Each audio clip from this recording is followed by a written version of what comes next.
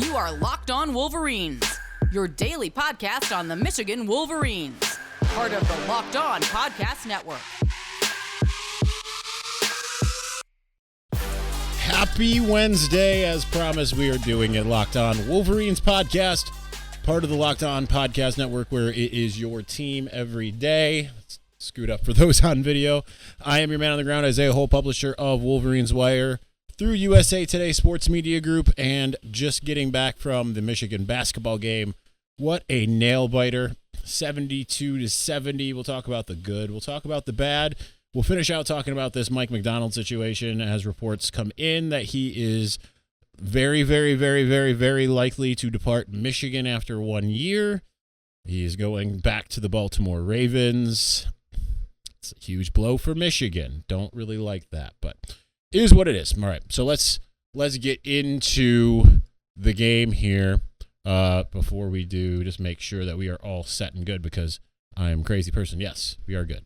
All right. Anyway, so let's talk about this game here. Michigan wins 72-70, and it was one of those games where like it didn't feel for like the first half, even though the game was close the entire time. I was pretty confident Michigan was going to win. It felt like that was paying off in the second half when Michigan went up 11. It was like, all right, here it comes. Here it goes. Michigan's asserting itself. Northwestern at that point had only had a 1-point lead, and that was it, right? I think that was 11 minutes into the game, or sorry, 8.5 minutes into the game. 8.5 minutes into the game. So at the 11:30 mark in the first half, and I was like, okay, things are going good. Caleb Houston's looking incredible. He's kind of the only one that is, but it also felt really uninspired for until the end, really. So obviously we're just going to get into the bad, I guess, a little bit here, but it felt a little uninspired compared to the last three games. I know they lost the Illinois game, but that kind of felt like a catalyst for the Wolverines to kind of turn things around because they had this energy about them. As shorthanded as they were, they really seemed like they had everything kind of going for them in the sense of they wanted it. They wanted it so much more. Maryland, same deal.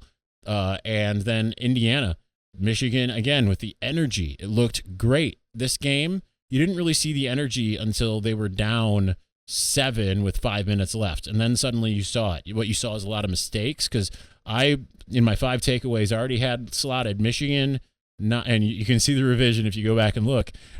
Michigan, a lot better at not turning the ball over.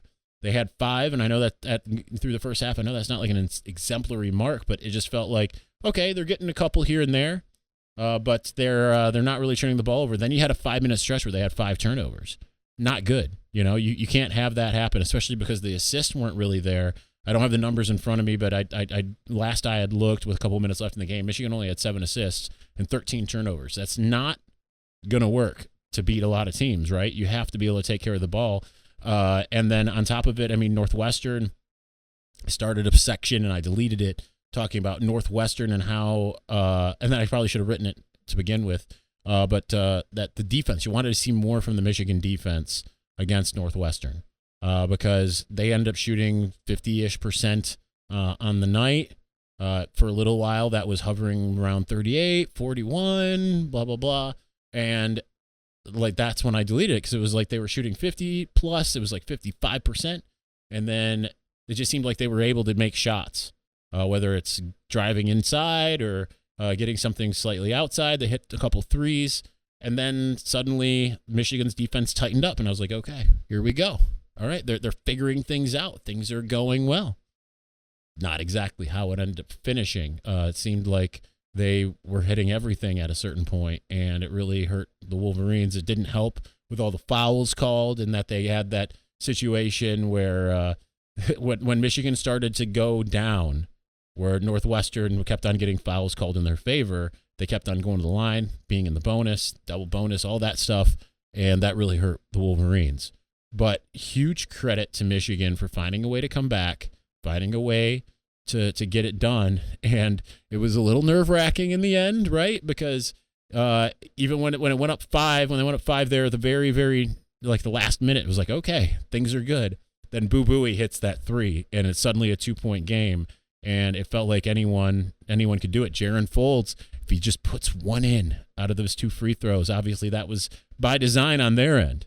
If he can put one in, game's over. And instead, it took until that last second, the last possible second ticks off before you feel good. I mean, the putback, which was after time, did go in.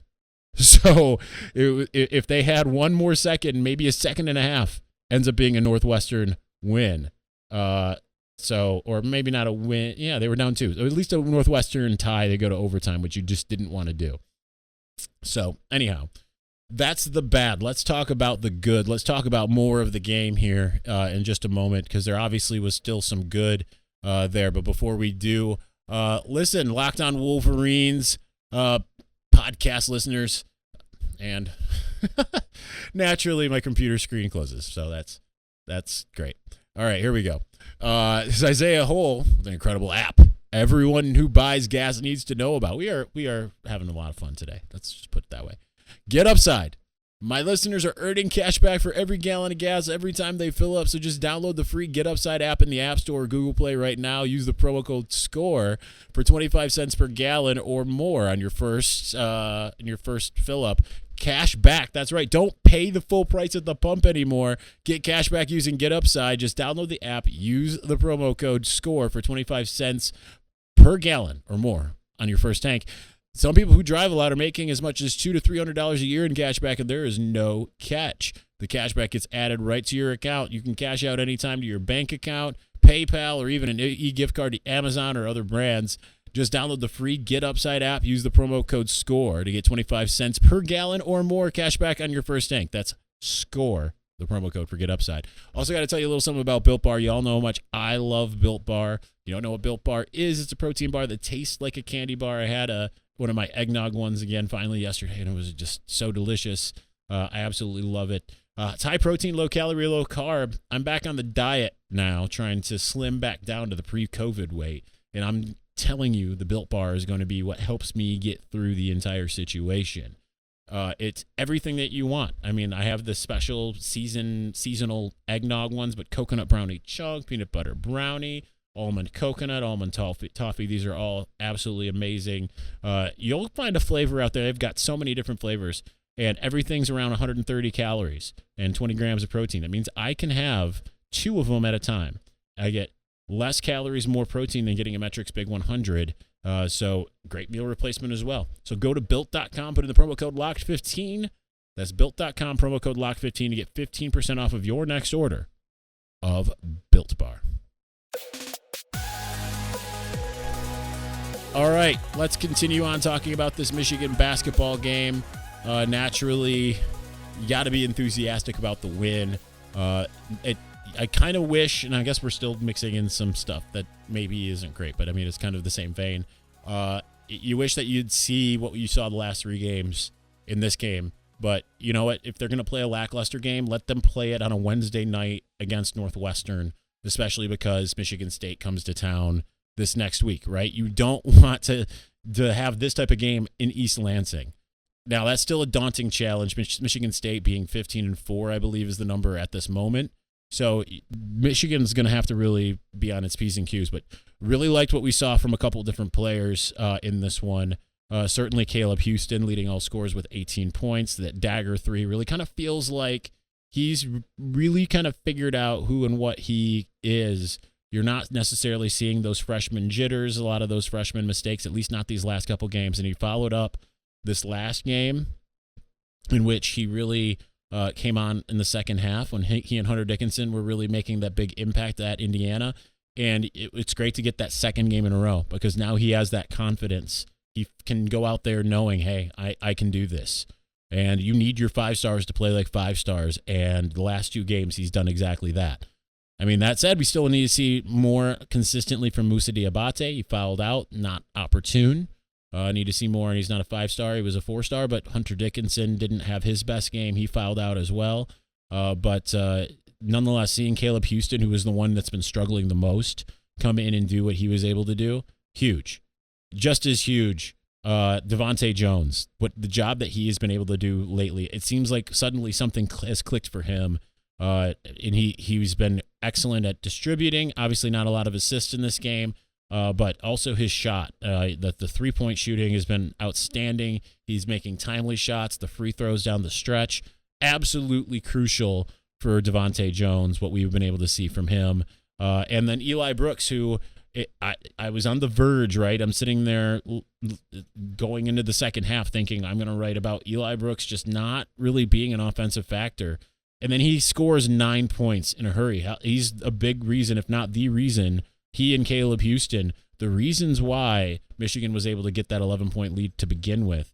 I mean, just incredible when you have the 3-pointer followed by a steal, followed by a 2-point shot, layup, and one, come back for another 3-pointer. 9 points all in a succession with a Caleb Houston 3 mixed in there.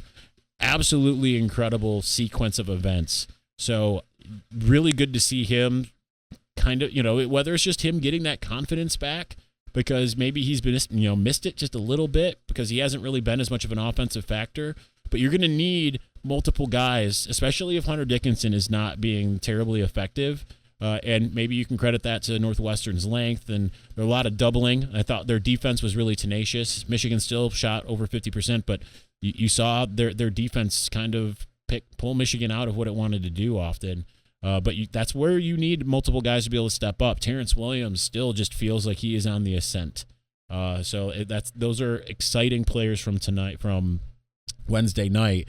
Really looking forward to seeing how these guys continue to ascend because that's what we needed to see. Additionally, the energy at the end of the game when Michigan really needed it. Devante Jones said after the game that Juwan told him to breathe, and Juwan reiterated that after the game, and that's exactly what it seemed like. They just seemed calm, cool, and collected. This was exactly the type of game that they would have lost earlier in the season, and we didn't see that happen in this game, which is super crucial. It feels like maybe the tables have turned. Now, they're going to have to continue it, right? Michigan State, they had the other one postponed, maybe canceled. Not really sure if that's going to get back on the books or not, the home game against MSU. But nonetheless, you need to be able to go on the road and beat a very good Michigan State team. They're not unbeatable, right? They lost to a shorthanded Illinois team that, in a sense, without Kofi Coburn, and I don't remember who else was out, but had no business beating MSU. Yes, it was a home game for Illinois and all of that, but nonetheless, it goes to show that, okay, they're fallible. They can lose games. Michigan absolutely needs to be able to go to East Lansing and win at Breslin because that would give them another quad one win, which they absolutely need. That would all but assure that if you can drop a couple, but you can still probably be in the tournament. Might be a low seed if you don't win the Big Ten tournament and all of that, but you absolutely need to be able to go in there and win that game. It is so crucial. Rivalry game, and it being the season being what it's been, because Michigan's lost some games that it really had no business losing, whether it's Seton Hall or I don't even remember all of them at this point, but that they absolutely need to be able to continue to get back on track. Lose that game, but show some heart, show that competitive spirit that we saw against Illinois. I mean, it's not ideal, but I mean, it's one of those things where, okay, maybe it's still right track, but you're going to have to get it against Ohio State in a couple weeks, which is 2 weeks from now. So, but those are the types of games when you're playing these quad one games, especially just considering the position that Michigan's put itself in, it absolutely needs to go out there and win those types of games. So they were, 8-7, I believe, going into the Indiana game, and now they're 10-7. So got to continue to stack some wins. And if you do that, I'm not saying they're going to go undefeated. I think that's probably not going to happen. But they continue to build confidence, especially in the young guys. You continue to see Caleb Houston take those steps forward. They've got a shot at doing something. And we've seen, I mentioned this the other day, we have seen Michigan teams, and granted they were under John Beilein, but we've seen them turn it on late and suddenly be a very dangerous team. If they can continue to stack some wins, that could be the case yet again. All right, let's continue on here momentarily. Let's talk about the Mike Macdonald situation shortly. We're going to obviously talk about him on the mailbag as well, because got tons of questions about that. So we will get to that here in a moment, but we'll probably be a little brief just because we're going to address it in the mailbag on Thursday night. But anyway, BetOnline would like to wish you a happy new betting year as we continue our march toward the playoffs and beyond. We're in the playoffs as far as the NFL is concerned, but AFC, NFC championship games this weekend. BetOnline remains the number one spot for all the best sports wagering action for 2020. New year and a new updated desktop and mobile website. To sign up today and receive your 50% welcome bonus using your first deposit with the promo code LOCKEDON. From football, basketball, hockey, boxing, and UFC, right to your favorite Vegas casino games. Don't wait to take advantage of all the amazing offers available for 2022. BetOnline is the fastest and easiest way to wager on all of your favorite sports. BetOnline, where the game starts.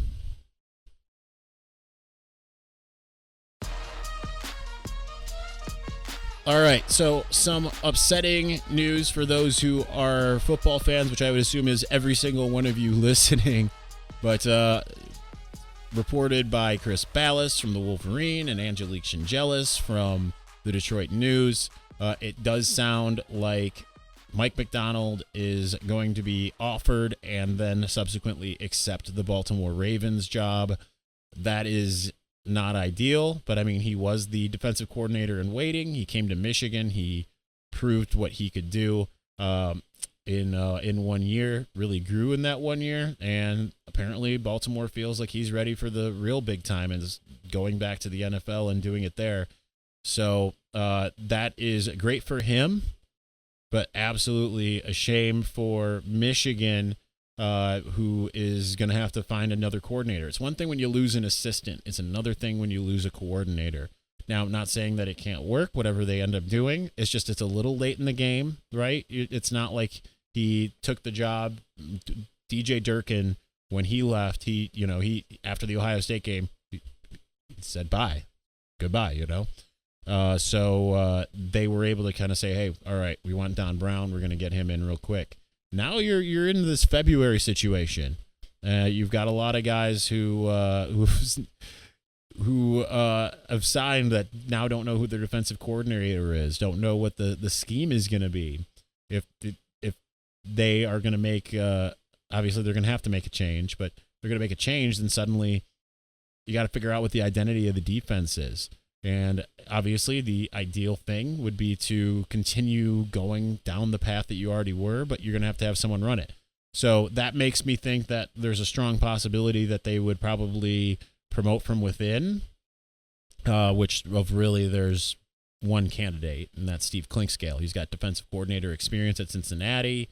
He did a great job turning around the secondary. But the other option, and I have not read anything from anyone, this is just my opinion of someone that they could target, would be Wink Martindale. I mean, give it a shot. I mean, it's not going to happen. Let me just preface by saying that he's going to be an NFL coordinator somewhere this year. That is going to happen. But you know what? He's out there, right? He coached under Jack Harbaugh, I believe, if I'm not mistaken, at Western Kentucky. Maybe he's curious, interested, maybe, but it's probably just a stopgap, Obviously, Jim's got to get his situation under control probably before you can even get the defensive coordinator. So that becomes another issue altogether, right? Because now you don't have certainty at the head coach position. You don't have a defensive coordinator. It's kind of a weird, messed up thing for the Wolverines on the football side of things, in which most of the time when you have a school, not every time, right? But I mean, like, most of the time you have a school that just reached new heights. College football playoff for the first time. Everything's feeling good. You're bringing back everyone on offense. Yeah, you got to replace a lot on defense, but it feels so much like you're going to be able to, you're bringing back all these coaches. Everything's looking really good. And then what happens? The head coach still maybe going to sign, maybe isn't, we don't know. Trending towards likely staying at Michigan, but it's not a sure thing until ink is on the paper. And now you don't have a defensive coordinator. Of course, this happens to Michigan. Now, yeah, there have been some college football playoff teams that have fallen off a cliff, afterwards. Looking at you, Michigan State, didn't score a point, didn't do anything, and then went 3-9 the next year. Michigan doesn't want to do that, right? You got to build some momentum. It's a big blue chip name. You need to be able to build on what you just did, and so far, not so good, right? Because you could sit there, if you could run everybody back, and I know it's not Michigan's fault that Mike Macdonald is going to move on, but if you had a situation where you're running everybody back, and unfortunately, like a lot of the people who there really wasn't any on the fence guys on defense when it came to it would have been nice to have one of those guys, right? Like a Daxton Hill be like, you know what, I'm going to run it back once. Makes sense that he wouldn't. He's going to be a second-round pick probably at worst. But having one of those types of guys that can be like, you know what, I want to be a leader. I want to be that. Because you see that at other places. You see it at Alabama. You see it at Ohio State. And it just doesn't happen at Michigan for whatever reason. And it's unfortunate. It's unfortunate timing. We'll know more as days go forth. I'm sure that the Mike Macdonald news will be official within the next day or two, and then see what Michigan does from there. Obviously, Jim's going to have to sign something. It's just got to happen. All right, we're keeping this a tight 21, so that's it. We're going to move on, and we'll talk to you on Thursday. Like I said, that's going to be a night episode. Look for it probably 9-10 p.m. Again. Just due to some prior obligations, strictly night on Thursday, just this week. Hopefully we'll be back to doing it a little bit earlier in the evening. But anyway, thank you for watching and or listening. Get your questions in because tomorrow is the mailbag. Thursday is the mailbag. So know that you've got a lot of time to be able to get it in. That's got to be a better way to say that. But anyway, we'll talk to you soon. Thanks for watching and or listening. Peace.